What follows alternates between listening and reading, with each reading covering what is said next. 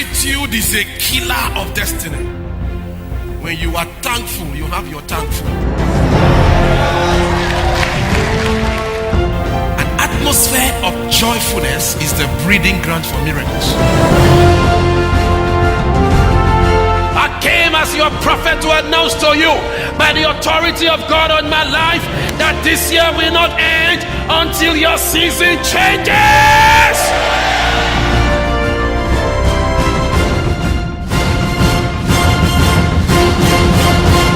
God is doing a lot in these last days, and it's important for us to key into what the Spirit of God is doing and position yourself. You see, my pastor used to say something, and I like to reiterate it. He said, if you are not the success of yesterday, he says, at least try to become the success of tomorrow. Now, that's very instructive. There's no need, there's no use crying or lamenting over what you lost, or the height somebody else has attained to, or the accomplishment that you couldn't get. There's nothing you can do to bring back whatever you lost yesterday. Say so. If you missed it yesterday for whatever reason, you couldn't become yesterday's success. He says you have an opportunity to become what? Tomorrow's success. What that simply means is that you've got to position yourself aright so that when tomorrow comes, you'll not be caught napping, you'll not be caught wanting, you'll also not be lamenting like you used to lament. The Bible says when Zacchaeus saw the crowd, because he was short or brief of stature, ran ahead and climbed on a sycamore tree. That's what we call strategic positioning. Okay? So that at least, even if my height is a disadvantage, I'm going to leverage on something, and a leverage on a tree that enhanced or increased his height. Okay? To the point that Jesus saw him. In football, I like football, so everything I do, I try to look at it from the perspective of leadership. In football, you know that a great striker does not run to where the ball is. A great striker runs to where the ball is going. That's very instructive in leadership. The ball may be here right now, but you see the striker running ahead. He doesn't run to where the ball is. He runs to where the ball is going. So if you cannot be the success of yesterday, why not try to become the success of tomorrow? And this leadership summit is positioning you and I to take over tomorrow. So I believe God that the movers and shakers of our world, regardless of your field of endeavor, are the ones that are attending this conference right now. And if you're among them, your amen should have been louder than that. My point is, the days of preparation are not wasted because favor or opportunities rather only favor the prepared. Opportunities only favor the prepared. It is better to be prepared and not have the opportunity than to have the opportunity and not be prepared. Your time is coming. Say amen. Amen. But there's nothing as horrendous as when your time comes, you are not ready for it. Remember the foolish 5 virgins, right? Their time came, but they were not ready. So the thing is not about opportunity, it's about preparedness. In 2 Chronicles 26 verse 7, he says, and Jotham became mighty, or is it 27:6? And Jotham became mighty because he prepared his ways before the Lord, his God. He became mighty, Jotham, because he prepared. So the days of preparation are not wasted at all. What we are doing in this summit, or the idea behind Strategic Leadership Summit, is to prepare for tomorrow today. To prepare for what?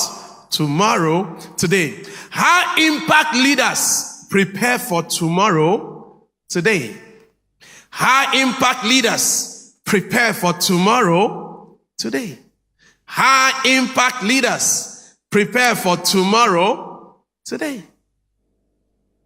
So if you don't prepare your ways, opportunities may show up and they'll pass you by. You see, opportunities come and goes. It's passing a lot of people. Write the word poor. P-O-O-R. Write the word down, poor. You know what it means? It simply means passing over opportunities repeatedly. So a poor person is the one who is passing over opportunities repeatedly. So you are not poor because you don't have money in your pocket. You are poor because you keep passing over opportunities how? Repeatedly. So Strategic Leadership Summit is simply preparing you. There are many of you right now sitting there taking notes. Soon and very soon, you will be the one on the stage and some others will be taking notes also. I didn't hear a loud amen to that at all.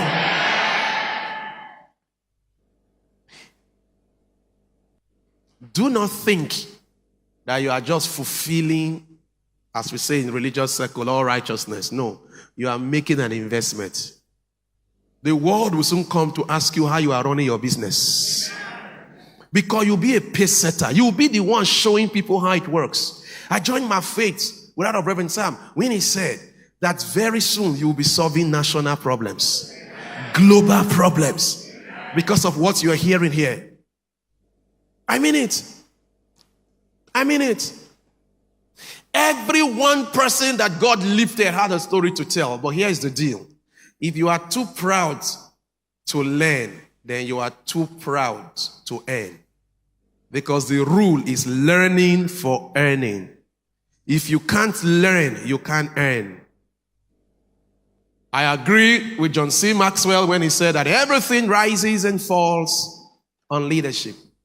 That's why I'm challenging you and I to rise up and join, because the level of your personal success is going to be limited by your leadership abilities. The level of your personal success in life will be limited by your leadership abilities and capabilities. In other words, no organization will be bigger than the leadership capacity of the people running the organization. Yeah, everything rises and falls on leadership. I'll give you an example. If on a scale of 1 to 10, your leadership positioning or capacity is a 5, watch this, and in your success scale, you are on level 2. Presently, in success scale, you are on level 2. But your leadership scale, you are on level 5. It won't be long. Your leadership capacity will pull up your success capacity. Yeah. In other words, leadership propels, galvanizes, or drives every other thing. Now, the reverse is the case. If on a scale of 1 to 10, your success level is a 6 because somebody conferred success on you, dropped success on you, or just gave it to you as a gift. And in your leadership capacity, maybe that is a level 6 in success level. And your leadership capacity, you are in level 3. It will also be long, where because of a lack of leadership development, your success level will be dragged back to level 2 or 3. This is a principle I'm sharing. Let me use finance because we can relate to that easily. If your leadership capacity is that which can maintain only 100,000 naira and somebody gives you 1,000,000 naira, stop blaming any witch. After a while, your 1 million will be reduced to 100K or 50K. That's why as a pastor, sometimes we wonder, you have some big breaks in your church as a businessman. You get some big breaks, some money comes in. Huge amount of money. You say, favor. You show up in church and give testimony. But after a while, the thing begins to diminish to whatever level it is. That circle that you play around. You got 1 million, maybe your circle is between 50 and 100K. Before you know, you now have 60K, 70K. Like, you're not asking yourself, where the other 800,000, 900 and something Say, winch, carried it. I need to bind. There was no witch or wizard that took it. You know what happened to you? Your leadership capacity that you didn't develop was what pulled down your success level to your level. That's why when they say everything rises and falls on leadership, it means it is leadership that determines whether you rise or whether you fall. Any organization, church, business, whatever it is, that is thriving, that is succeeding, is because the person that is there, in fact, let me not use one person, it's because there's quality leadership, an aggregate quality leadership in that organization. No matter how powerful you are, if the people that are running the organization with you are all mediocres, they will drag that organization down. That's really it. They'll pull it down. But for you, the set man or set woman in the business, you have to keep advancing. You have to keep growing. You have to keep increasing. See, once you keep rising in leadership, right now you may not have money in your pocket. You stroll down here. When they say it's time for offering, you will never have an offering. Don't worry. A time will come. Once your leadership capacity rises, it will pull that thing to you. See, every human being is a living magnet. Once you increase your magnetism, you pull resources to you. That's how it works. You see, there's no mystery to money. Money is a magnetism. Now, your leadership capacity creates a magnetism around you. And you know, no magnet will attract any object bigger than its size. Oh, come on, am I thinking here? No magnet will be able to attract any object bigger than its size. You only attract your size per time. That's what magnetism is. So if I want to attract something bigger, you wonder where you are. You call some certain things from afar, they come. It's because your magnetism has this reach. That force field is rich. The intensity, the capacity of your magnetism is strong. And that's what leadership does. No society or organization can rise above the quality of its leaders. Here, exemplary and great leaders speak from their wealth of experience at the Strategic Leadership Summit 2019. Breaking Growth Barriers. Reverend Sam Adeyemi, Daystar Christian Center. Gabriel Ogbeche, GMD Rain Oil. Pastor Godman Akinlabi, Elevation Church. And Pastor Jeffrey Iyonama. Date, Thursday 21st and Friday 22nd of February 2019 at 9 a.m. to 2 p.m. daily. Venue, 54 Boundary Road off Airport Road, GRA, Benin City. For inquiries, call 0807-701-0202. Powered by Miracle Assembly. Registration is free. Log on to strategicleadershipsummit.com/register. I have been asked to speak on building sustainable organization. I also have the understanding that I may have to focus on my experience, in doing this for more than 27 years. By way of introduction, when you talked about sustainable organization, it's actually another way of looking at success. Success is desired by everybody. There's no doubt about that. Everybody wants to be successful because they say success has a lot of friends, a lot of followings, and failure on the other side is not what anyone desires. So people want to be, for instance, to be all the symbol of success, wealth or prosperity, recognition, and also power. As we know, there are three things that are the stake and people look forward to: power, recognition, or you call it prestige, and also economic power. Political power, economic power, and prestige, and to what people look forward to. However, the corporate graveyard, let me call it that way, is populated with a high number of defunct businesses and organizations. If you were in Benin, you've passed through a particular street, and if we were to take the photograph, still photograph of a particular street about 20 years ago, and you go back and take it again, most of the signboards have disappeared of businesses. So people want to build sustainable institutions. But the reality is that you have a lot of institutions that are either performing or even dead. The beliefs that persons at the peak of pyramid of success, is a successful person. They are successful people. That, first of all, they are simply just lucky to be successful. And at times you say they are special people. These are special people who are successful. And then you go on, those who are scientific, probably say there is something like success DNA, in them. And that is peculiar to them. But I want to tell you, that is fallacy. Everybody is programmed to be successful. Anybody can also be a failure.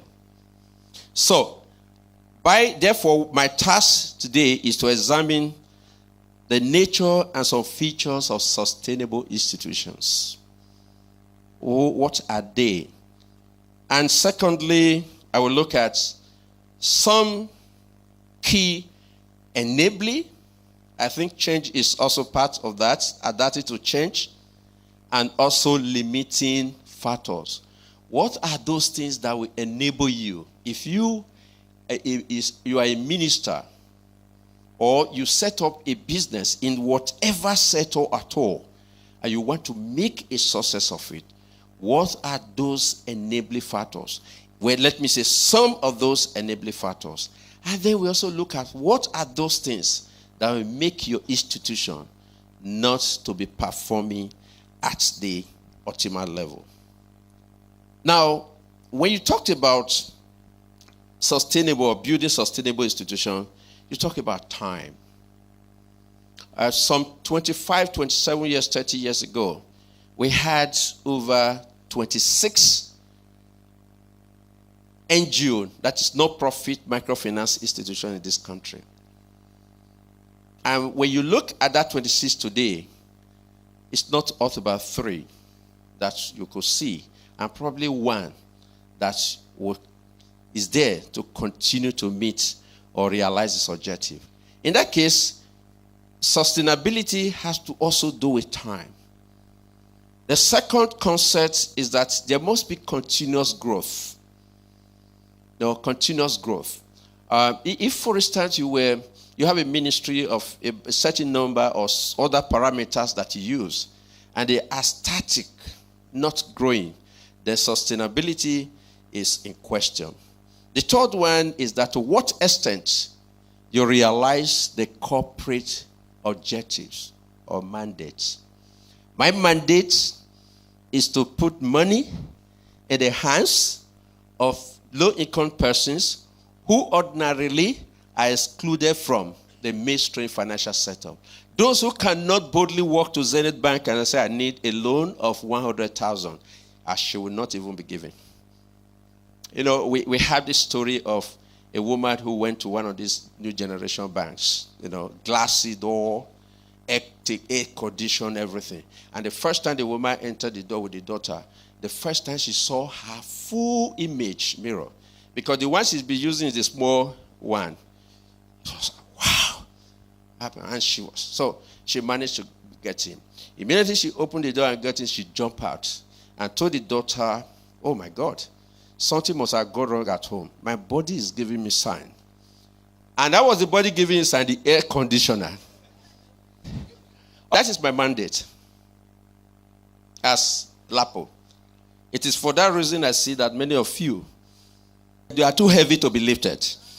But we can deal with that. With God, all things are possible. Now, therefore, a sustainable organization refers to the one that has, over time, maintained steady growth, realizing the organizational goals and objectives, and delivering value to all the stakeholders. That's the way I want to see organization that is sustainable. It's been there for quite some time, for a long time, and that means that it has had the capacity to adapt to changes over time.